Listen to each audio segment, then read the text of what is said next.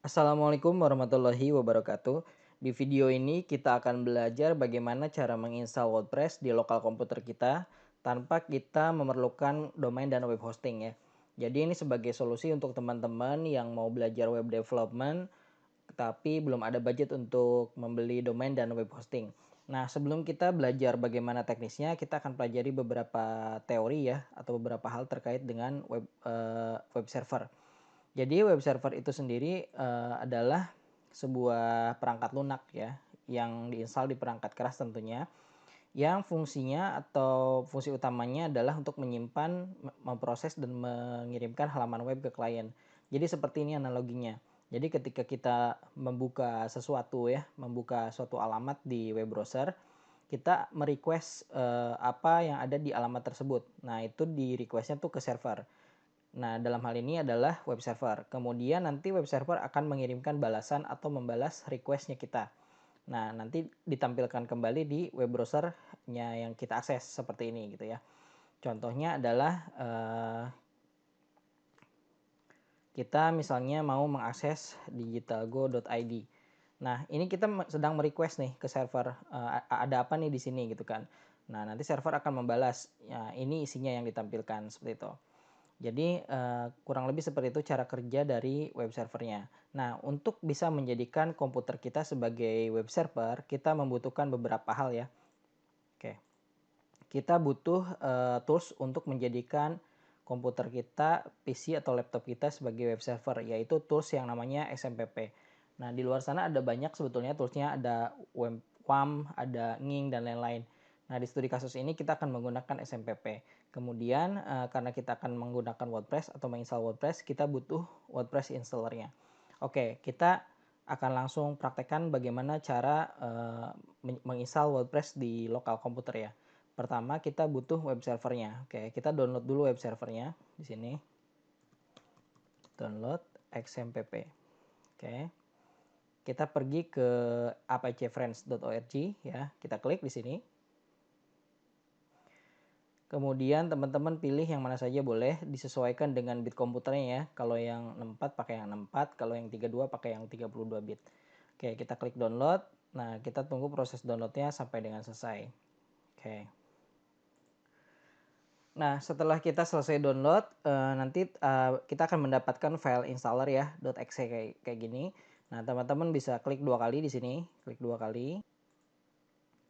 Kemudian jika muncul warning ya, muncul warning seperti ini, diklik yes, kemudian oke, kemudian di next saja di sini. Nah, kemudian untuk installation foldernya ini bisa custom ya, atau kita biarkan default ya. Oke, kita next. Kemudian bahasanya kita next aja. Ini di uncheck ya. Kemudian kita next. Kita next sekali lagi dan kita tunggu proses instalasinya.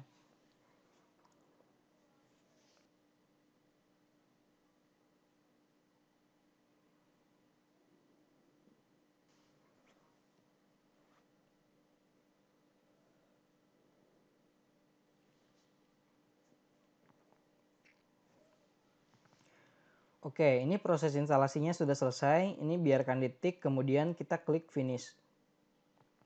Nah, maka kita akan menjumpai XMPP control panel kita. Nah, di sini yang harus teman-teman perhatikan ada dua service ya, ada Apache dan MySQL.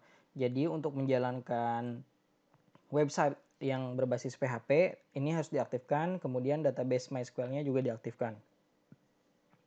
Caranya ini kita klik start, kemudian yang MySQL-nya juga kita klik start sampai dia warnanya hijau seperti ini.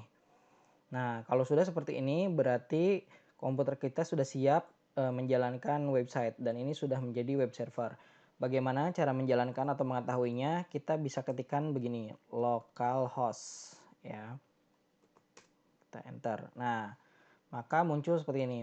Artinya ini komputer kita sudah menjadi web server ya, sudah menjadi web server. Kemudian untuk database-nya ini bisa diklik di phpMyAdmin. Ini diklik. Nah, ini adalah halaman untuk mengkonfigurasi database kita. Jadi nanti database kita akan dibuat di sini. Kurang lebih seperti itu. Oke, sekarang kita akan mencoba membuat website baru ya di web server atau di local hosting kita yang sudah kita buat barusan. Caranya teman-teman pergi ke C, kemudian pilih XMPP htdocs. Ingat ya, foldernya htdocs, dan ini selalu di htdocs ya. Ini sebagai folder default untuk menjalankan di web browser. Oke, kita klik kanan di sini untuk bikin website baru, folder gitu ya. Misalnya my web gitu ya.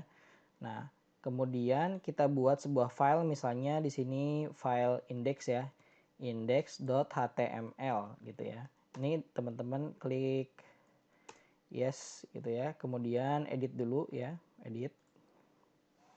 Nah, ini kosong ya, hello world. Ini saya save. Kemudian kita jalankan kembali di sini. Localhost, cara menjalankannya seperti ini ya. Localhost / nama foldernya atau nama websitenya harus sama persis ya. Dia tidak sensitif atau tidak membedakan huruf besar kecil, tapi tidak boleh typo atau salah ketik ya. Harus sama persis. Nah, ini muncul. Artinya ini sudah berjalan ya web servernya di lokal komputer kita. Dengan begini kita bisa membuat website tanpa batas ya, sesuai dengan resource komputer masing-masing. Bagaimana kalau mau membuat website baru, Mas? Oke, nanti kita praktekkan setelah ini WordPress-nya. Langkah selanjutnya kita akan menginstal WordPress ya di sini. Caranya kita download dulu WordPress installer yang ini ya. Yang ini kan sudah. Kemudian yang kedua kita akan download WordPress installer. Caranya kita googling ya. WordPress download. Oke. Kemudian kita pilih yang ini ya, yang atas. Di situs resmi WordPress-nya ya. Kemudian scroll ke bawah. Nah, kemudian cari tombol unduh WordPress. Oke, kalau sudah diklik aja. Nah, dia akan terdownload. Oke, dan hasilnya nanti seperti ini ya, dalam bentuk .zip ya. Nah, caranya untuk bisa terinstall di sini, kita copy foldernya, copy filenya, kita copy ini ya, kita masukkan ke folder htdoc seperti biasa. Kita ke C, kemudian xcpp htdoc. Kalau tidak di folder ini tidak bisa running ya. Kemudian kita paste di sini. Nah, setelah itu kita ekstrak filenya. Klik kanan, extract here. Nah, maka dia akan terbentuk folder baru namanya WordPress. Oke.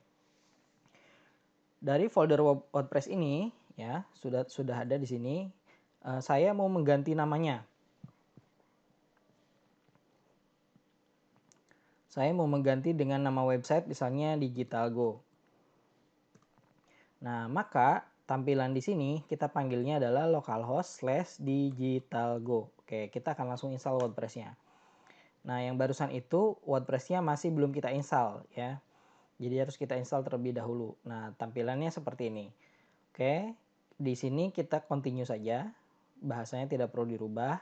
Nah, ada beberapa hal yang harus teman-teman siapkan nih sebelum bisa install WordPress-nya, yaitu database name, database username, password, host, dan table prefix. Oke, saya jelaskan satu-satu ya. Jadi, yang pertama adalah nama basis data atau nama database. Kemudian yang kedua, nama penggunanya atau nama usernya. Yang ketiga, passwordnya. Yang keempat adalah host dari database-nya. Kemudian table prefix. Nah, untuk nama basis data ini kita harus buat dulu nih teman-teman. Cara buatnya ya, kita akan buat database ya. Cara buatnya pergi ke sini localhost / phpMyAdmin ya. Kemudian klik tombol database. Kalau teman-teman bingung bisa buka tab baru aja di sini, ketik aja localhost ya. Ketik localhost begini. Kemudian klik phpMyAdmin ya. Caranya diklik database untuk bikin database baru. Nah, baru kita namain. Misalnya digitalgo_db, baru kita create. Oke, ini sudah terbentuk ya nama database-nya. Nah, ini di sini juga ada. Mas, apakah perlu membuat tabelnya? Ini tidak usah ya. Jadi nanti tabelnya otomatis di-generate oleh WordPress gitu ya. Maka saya masukin di sini digitalgo_db. Ini untuk pengingat ya supaya nggak lupa. Kemudian nama basis datanya itu teman-teman defaultnya itu ini ya, defaultnya kalau teman-teman tidak rubah root passwordnya kosong gitu ya. Hostnya itu pasti localhost ya. Kemudian table prefixnya ini boleh apapun. Table prefix itu jadi awalan tabelnya. Misalnya Digital Go saya singkat jadi DG misalnya gitu, atau Digital Go juga kayak gini boleh. Saya defaultkan aja ini WP underscore ya. Nah, kalau kita misalnya mau buat user sendiri, caranya di sini kita klik ke servernya dulu, ke sini. Kemudian user account. Kemudian di sini di bagian new add user account. Saya bilangnya Digital Go, hostname-nya rubah ke lokal, password-nya saya samain ya, Digital Go atau 1 sampai 8 ya. Oke. Kemudian saya retype dan di bagian sini saya check all ya di bawah. Jadi hanya ini saja yang diisi. Username, host, password sama yang ini. Oke, di sini lalu kita go. Oke, di sini jangan lupa diganti ya, Digital Go. Sandinya 1 sampai 8, yang lainnya saya biarkan. Oke, kalau teman-teman sudah isi informasi ini, teman-teman lanjut ini ya, konfigurasinya. Ini kita klik let's go. Nah, ini database name-nya diisi dengan yang ini, nama basis datanya ya. Ini database. Ini kita pastikan di sini. Username-nya kita gunakan yang ini ya. Password-nya 1 sampai 8. Yang lainnya tidak perlu dirubah. Lalu kita klik submit. Kemudian kita klik run installation. Oke. Site title-nya kita kasih nama aja, judul websitenya ya. Username-nya ini beda ya. Ini username sama password yang akan kita gunakan untuk login. Saya tulis Digital Go. Confirm your email. Oke. Kemudian ini dicek seperti ini settingannya. Jadi diisi title-nya, username, password. Kalau passwordnya strong, dia nggak akan muncul ya. Nah, kayak gini. Kalau weak, di confirm ininya. Kalau sudah, klik install. Nah, ini sudah selesai. Kita klik login ya. Kita klik login, maka kita akan dibawa ke halaman login. Nah, bagaimana cara mengetahui bahwa ini sudah berhasil atau belum gitu ya. Nah, teman-teman ketikkan saja localhost untuk mengakses webnya ya. Kemudian Digital Go. Nah, jadi ini tuh nama Digital Go ini adalah nama sesuai folder yang ada di htdoc ya, yang ini. Itu. Jadi ini harus sama persis untuk membukanya gitu. Kalau di internet kan digitalgo.id misalnya gitu. Nah, kalau di localhost/digitalgo seperti itu. Nah, ini sudah berhasil teman-teman, websitenya terinstall. Oke, kita akan coba masuk ke dashboard ya. Digitalgo. Oke. Kita masuk. Kemudian kita akan modifikasi sedikit nih websitenya. Oke. Nah, ini sudah jadi. Teman-teman, ini adalah dashboardnya. Kemudian kalau mau mengganti tema ada di menu appearance, thumbs. Kemudian kita bisa pilih di sini add new. Nah, ini bisa dilihat di URL ya. Ini di lokal kita ya, bukan di internet ya. Kemudian kita insert ini, install tema yang ini misalnya. Oke, lalu kita aktifasi.